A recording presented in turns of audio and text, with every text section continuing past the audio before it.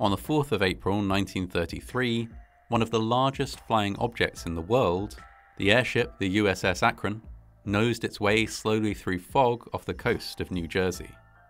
As it entered a turbulent current of air, it began to fall, dropping rapidly towards the ocean below. The captain ordered that ballast be ejected. Tons of water ballast sprayed into the air below the ship. The great dirigible stabilized, but only for a moment. At this point in time, as it hung there above the stormy surface of the Atlantic Ocean, the USS Akron was only minutes away from total destruction. Airships had seen considerable use during the First World War. Airships belonging to both the Central and Allied powers were used for scouting missions and later for some limited bombing runs. Airships were slower than aeroplanes, but were often able to avoid being shot down by planes by flying at much higher altitudes. They could also carry large payloads. Of course, being deployed from so high up, the payloads they carried rarely landed on target.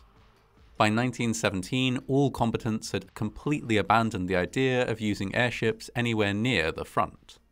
But they continued to have an important role transporting cargo, carrying out reconnaissance, and occasionally attempting bombing runs. By the end of World War I, airships had proved themselves nowhere near as useful as planes for direct combat, but had been developed to the point where many countries recognized their value and wished to develop the technology further. The US was one such country, although its airship program had an inauspicious start. The very first airship to be completed, the DN-1, was destroyed shortly after delivery, when it was torn from its moorings during a storm. The US then attempted to buy the R-38 airship from Britain, only for it also to be destroyed in an accident during a test flight before it could be delivered. These early difficulties did eventually give way to progress. The US constructed the USS Shenandoah. First flown in 1923, this airship was so vast that, at the time of completion, it contained the majority of the entire world's supply of helium. It was soon joined by the USS Los Angeles. This ship also ran on the same supply of helium, and so only one of the two, the Shenandoah or the Los Angeles, could be flown at any one time. Though the Shenandoah crashed a few years into its service, the Los Angeles flew for almost a decade, during which time the US Navy was able to carry out numerous tests and experiments. The capabilities of these early airships spurred further research, and convinced Navy leaders that airships were viable, valuable, and worth building. Construction of the USS Akron was completed in 1931 in Akron, Ohio. It was the world's first aircraft carrier airship. Filled with helium, it was 239 meters, or 785 feet, in length, and thus the largest flying object that had ever been constructed at that point in time. It was capable of carrying several lightweight F-9C Sparrowhawk fighter planes, which could be launched and landed back on board while the airship was in flight, using a specially designed trapeze. The Akron was certainly an impressive airship, but despite the ambitious design, it was plagued by problems. One issue was with the planned spy basket, a basket that could be lowered on a long tether beneath the airship. A single passenger in the basket would be able to take observations from below the level of clouds, while the airship itself remained safe and hidden above. During the first ever unmanned test of this device, however, the basket began swaying violently until it was swinging through an arc of almost 180 degrees beneath the Akron. This movement threatened to destabilize the ship as a whole, and would certainly have ejected any passenger unlucky enough to be in the basket. After some time, it was reeled safely back in, and the planned spy basket was abandoned altogether. Later, on the 11th of May 1932, the Akron arrived at Camp Kearny Military Base in San Diego. Awaiting it on the ground were dozens of sailors who were tasked with manually securing the airship's mooring lines.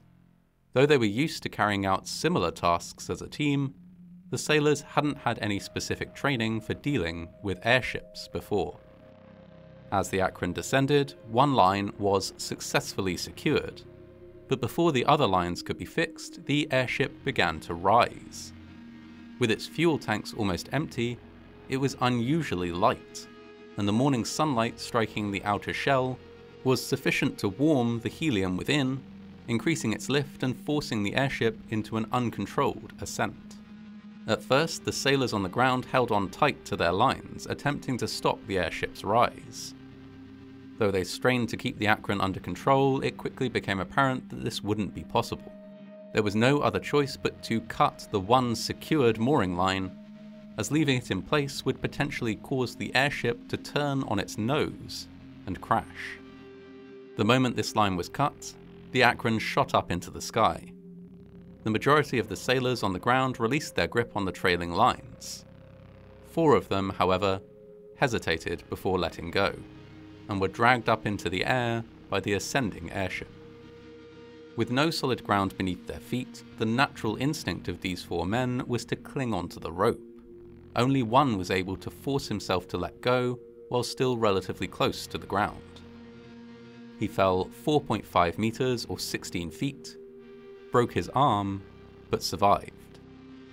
The 3 other sailors held on and within just a few seconds were carried up to a height from which a fall would be fatal.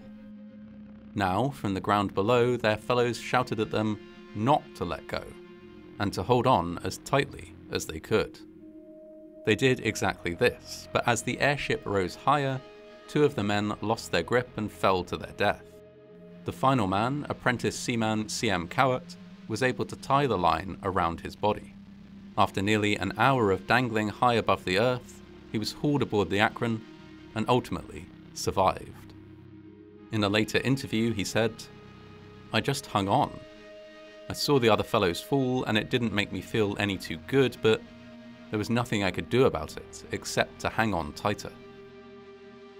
This accident was caught on film, and images of the dangling men were published in newspapers. The horrifying nature of what had happened led some crew to question whether the Akron was cursed. Their feelings about the ship might have been confirmed by the numerous occasions when it encountered difficulties, struggled through storms, or sustained minor damage during takeoff or landing. But no mishap would take the Akron out of service until the worst accident of all on the 4th of April, 1933. In the early morning hours of that day, the Akron was navigating its way northward just off the coast of New Jersey. It was foggy, and the weather was rapidly worsening.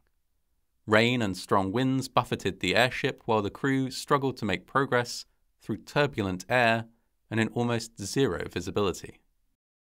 Following a particularly severe bout of turbulence, the airship entered an uncontrolled dive, which was only briefly arrested by the jettisoning of ballast.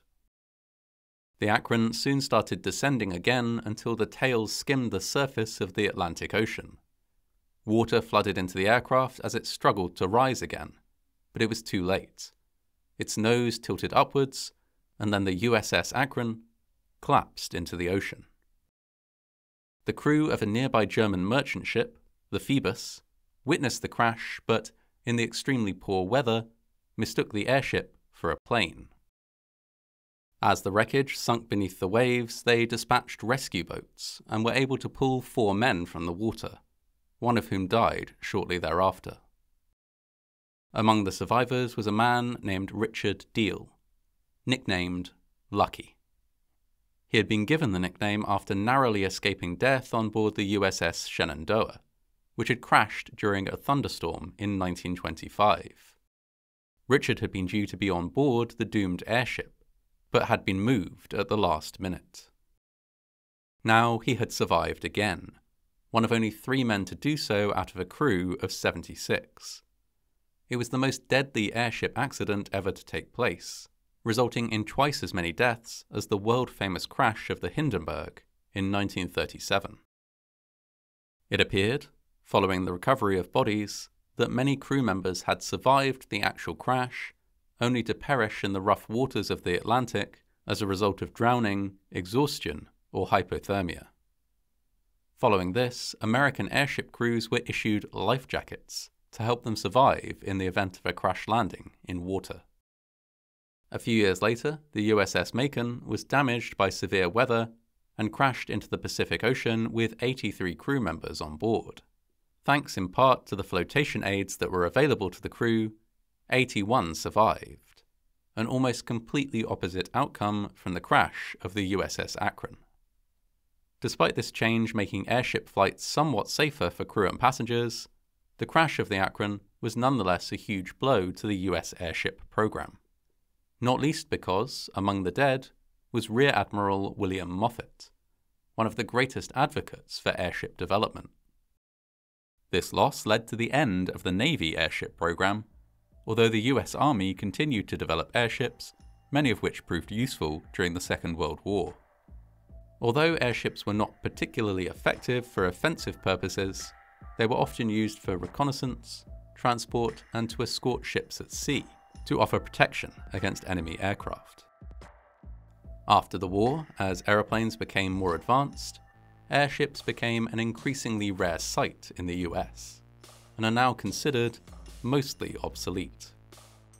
The crash of the USS Akron in 1933 remains, and likely will remain, the most deadly airship crash ever to take place.